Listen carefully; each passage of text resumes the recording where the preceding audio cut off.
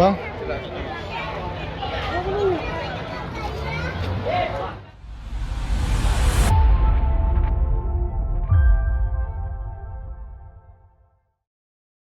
Assalamualaikum Saudara Alun, saya Saiful Bahri, wartawan Serambi Indonesia. Dapat saya laporkan bahwa sekitar 3 hari lalu, yakni pada Jumat tanggal 19 September 2025 sekitar pukul 16 waktu Indonesia Barat atau pukul 6 sore, itu terjadi musibah kebakaran tepatnya di Lorong 4 Desa Tempuk Tengah, Kecamatan Banda Sakti, Kota Loksmawe. Dalam insiden ini sempat membuat pasangan suami istri yang sudah berusia lanjut atau lansia itu meninggal dunia akibat terbakar, terkurung dalam rumah saat terjadi kebakaran. Lalu ada seorang pemuda yang juga merupakan anak dari kedua korban yang meninggal tersebut ikut mengalami luka bakar. Dapat saya laporkan bahwa korban yang meninggal bernama Salamuddin, 70 tahun, serta istrinya Rapiah berumur 70 tahun. Sedangkan yang mengalami luka bernama Ferry Saputra berumur 38 tahun yang merupakan anak dari kedua korban yang meninggal, di mana Ferry mengalami luka bakar di bagian kedua tangannya. Memang untuk Ferry sendiri sempat dievakuasi ke Rumah Sakit KSRM Loksmawe menggunakan mobil ambulan PMI saat kejadian tersebut. Namun setelah mendapatkan perawatan medis, dia langsung pulang kembali ke rumah atau ke lokasi terjadi kebakaran. Sedangkan untuk kedua jenazah korban memang sempat juga dievakuasi ke Rumah Sakit Umum Cut Mutia, Aceh Utara. Namun setelah proses yang dilakukan oleh tim medis di Rumah Sakit Umum Cut Mutia, jenazah pun dikembalikan kepada pihak keluarga untuk dikebumikan. Sedangkan untuk kronologis kejadian, sesuai beberapa versi yang kita himpun juga termasuk dari pihak kepolisian, bahwa dugaan awal api berasal dari pembakaran sampah yang berada di depan rumah, sehingga langsung api menjalar ke rumah dari para korban yang memang selama ini dijadikan tempat penampungan bahan bekas, atau karena si Ferry sendiri berkecimpung selama ini membeli barang-barang bekas untuk dijual kembali. Namun bagaimana kronologi sebenarnya dan bagaimana suasana kejadian yang memilukan tersebut terjadi, saat ini sudah hadir di hadapan kita semua, yakni Bapak Sugianto yang merupakan Ketua Pemuda Lorong atau aparat Desa Lorong 4 Desa Tempuk Tengah, yang juga merupakan tetangga dari para korban. Mungkin untuk awal mula kita sapa Bang Sugianto. Assalamualaikum Bang Sugianto. Waalaikumsalam warahmatullahi wabarakatuh. Bang Sugianto, mungkin sudah pasti nih Bang Sugianto kan langsung hadir di saat kejadian gitu Bang Sugianto. Ya. Mungkin bisa diceritakan sedikit Bang Sugianto, bagaimana Bang Sugianto sendiri tahu ada insiden kebakaran saat itu, sore itu kira-kira? Nah, waktu kejadian itu sore jam 5, saya langsung dari rumah. Waktu mau saya di rumah itu saya mau letak badan. Belum ada 1 menit, tiba-tiba di luar itu rumah sudah teriak-teriak rumah bahwa gudang Ferry itu sudah terbakar. Nah, jadi begitu saya dengar itu, saya keluar langsung Bang. Saya keluar langsung pakai baju, saya keluar langsung lari, langsung nggak pakai selop lari. Begitu saya sampai ke tempat, api sudah ada apinya, sudah besar. Pertama kecil samping, tiba-tiba silang 2 menit itu sudah besar. Cepet-cepet saya telepon pemadam. Telepon pemadam, begitu dilihat yang anak-anak yang cucu dia, anak dia sudah digeser ke samping Oleh warga gitu. Warga kan, ya warga semua di situ. Jadi begitu saya sampai situ, saya lihat katanya ada mamaknya. Mama si korban, mama si Ferry dan ayahnya. Jadi anaknya si Ma datang, dia mamaku mana, ayahku itu ada. Jadi aku bilang nggak bisa lagi kami mencegah karena api sudah besar. Sabar aja dulu, kita berusaha sebaik mungkin. Gak lama kemudian datanglah si Ferry. Dia karena dilihat dari rumah gudang yang terbakar, dia lari dari situ, dia mau masuk dulu di api. Dilihat di lorong itu ada ayahnya, nampak terbakar. Dia mau langsung lama nggak bisa, ditarik lama warga biar dia sampai terbakar. Ternyata dia kena juga api tanganan dan muka separuh. Oh, muka juga berarti ya. Kena muka ada separuh, tangan sama di leher. Oh gitu. Tapi dia tetap berkeras dia karena dia kena orang tua terbakar. Di depan dia itu nampak jelas. Dia nggak terima mungkin karena dia ingin nolong. Iya, ingin menolong ya. Begitu kami cegah dia, tarik dia, bawalah ke rumah sakit dah dulu.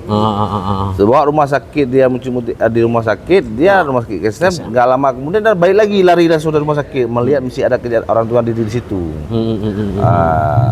Jadi karena warga semua panik, semua itu rame, jadi kan kami karena pemadam datang membantulah semua masyarakat ini kan untuk jalan biar api itu reda. Ya. Jadi geser keluarganya semua. Kami kan nggak bisa. Yang penting kami sudah berusaha buat yang terbaik untuk orang tuanya, biar cepat mati apinya, biar bisa jenazahnya diambil. Iya betul. Itu hubungan langsung dengan PMI semua, hubungan data-data semua alhamdulillah semua ada datang untuk bisa memulangkan korban. Rupanya apinya itu sudah menyerah ke sebelah. Iya. Sebelah rumah itu 3 unit rumah dia terbakar 3 kakak. Jadi yang belah depan sampingnya itu 3 kakak, yang sebelahnya korban ini 2 kakak. Oh, jadi 2 kakak ini 5 kakak semua kehilangannya, Bang. 5 kakak. 5 kakak. Jadi kan menurut Bang Ferry cerita tadi, mungkin keluarga sangat histeris ya dengan kejadian ini di saat mereka menyaksikan bahwa ada orang tuanya di dalam kobaran api sendiri gitu. Berarti warga pun sempat berupaya mencegah si Ferry untuk masuk ke dalam kobaran api untuk menyelamatkan orang tuanya sendiri saat itu. Oke.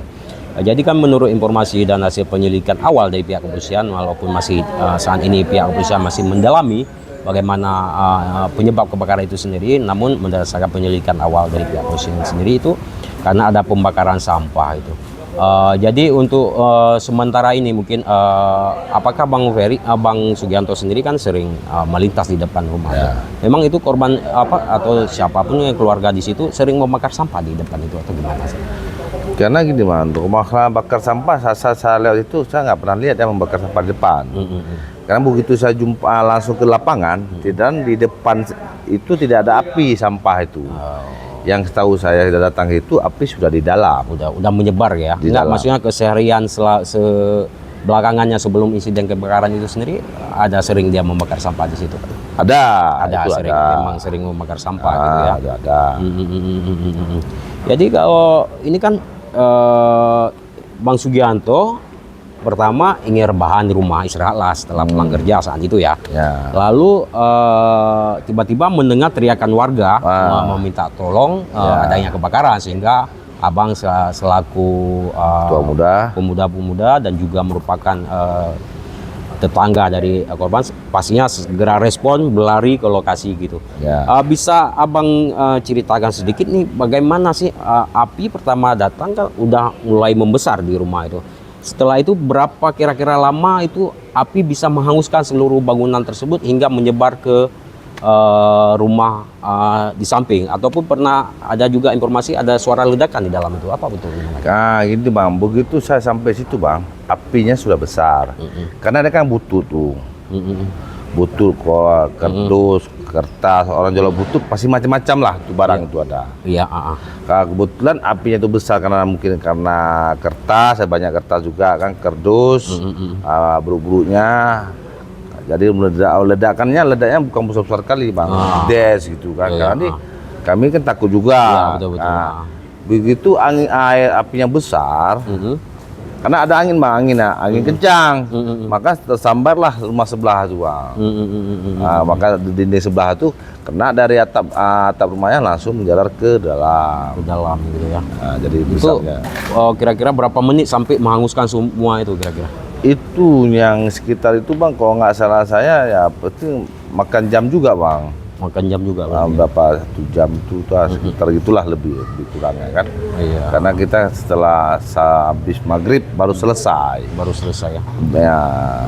Jadi kan setelah kebakaran itu sendiri warga kan mulai berdatangan gitu kan. Ada yang berupaya menyelamatkan barang-barang masyarakat sekitar yang ditakutkan api merambat. Ada juga yang berupaya, ada saat itu upaya warga juga sebelum datangnya pemadam berupaya memadamkan api, ada nggak kira-kira?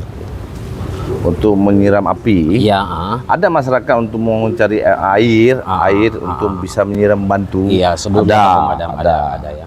Itu berapa lama setelah kebakaran itu pemadam sampai ke lokasi kebakaran sendiri? Setelah ditelepon itu nggak akan lama bang, datang pemadam sekitar 20 menit sudah sampai. 20 menit ya, cepat berarti mereka. Ya, cepat. Nah, itu informasi yang kita terima pun sampai 10 pemadam ya sampai ke lokasi kejadian gitu ya. Jadi ini Bang Sugianto lagi yang perlu itu api infonya padam sampai 2 jam, apa betul itu? Gimana proses pemadaman itu berjalan lancar atau gimana? Lancar bang, pemadaman itu api sudah habis sekitar 2 jam, itu benar. 2 jam dari jam 5.17 kejadiannya jam 17 lewat 40. Iya. Setelah habis maghrib baru selesai. Jenazah yang kedua dibawa keluar. Iya. Baru bisa diambil itu maghrib. Oh, jenazah jam berapa bisa keluar? Maghrib Ya baru bisa. Karena yang perempuan karena di sudut, jadi karena di sudut itulah karena ada apinya, masih ada api, jadi dipadamkan api semua, bisalah dikeluarkan jenazah yang perempuan. Oh, posisi jenazah pisah atau gimana? Bisa, karena di depan di lorong itu yang laki, di kamar yang perempuan. Karena udah tua, beliau itu pun sakit, itulah karena agak lambat yang perempuan diambil. Karena api tambah besar terus, jadi cepat. Tapi alhamdulillah memang cepat, memang pemadam semua bekerja, telah dibantu masyarakat semua cepat. Cepat ya, kalau nggak mungkin cuma itu efeknya, mungkin karena itu daerah kawasan pada penduduk mungkin ya. Penduduk karena ramai. Jadi setelah maghrib itu saya minta itu pemadam untuk cuci ulang lagi kembali, jangan ada lagi sisa api gitu. Ya. Jadi sampailah pemadam 2 lagi unit untuk bersihkan, mematikan api semua. Oke. Berarti dari total insiden itu ada 3 rumah, 1 rumah utama yang terbakar, lalu ada berimbas ke 3 rumah lainnya gitu berarti. Ya, berimbas karena mereka kan gandengan. Apinya di sini naik ke atas, ke seng dia tuh kan, keduanya bakarlah di situ apinya. Iya. Sampai juga kena dinding sebelah belakang rumah besar tuh, kemana dia nggak kena berat karena dia di kaca aja. Oh, gitu. Kaca aja.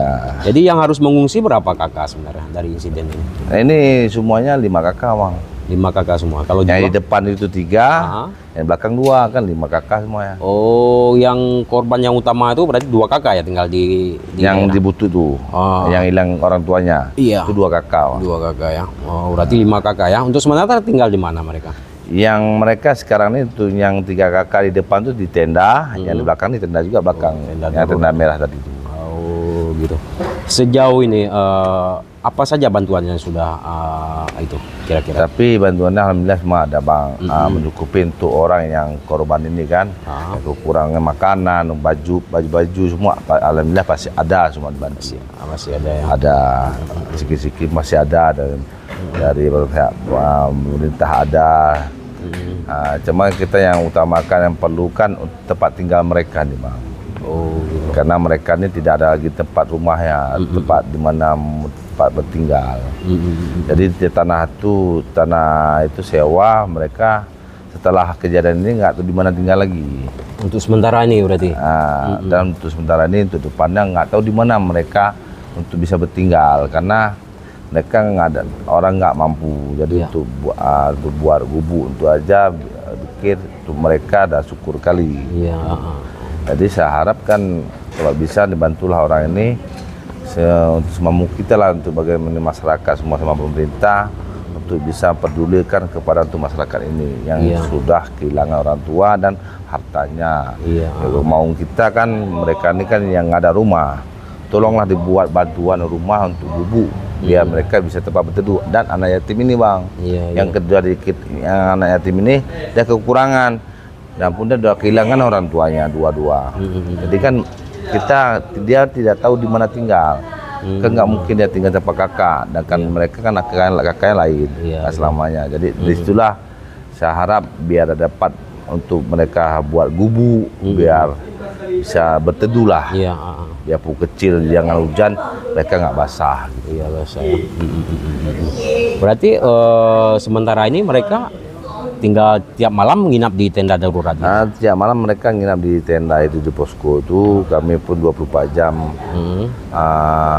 kami mengontrolnya, melihat keadaan mereka kan, biar mereka biar happy lagi, biar hidup lagi lah, jangan putus asa kan. Jadi kami datang berkunjung, biar ada bantuan kami terima siapa saja gitu. Iya.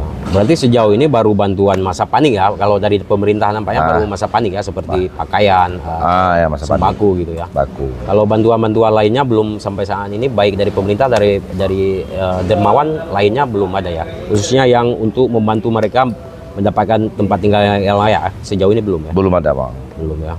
Tapi kita harap kemungkinan ada ya. Harus emang kita harap seperti itu bang. Iya. Oh. Fokusnya bantuannya untuk semua korban ya berarti? Ya untuk semua korban.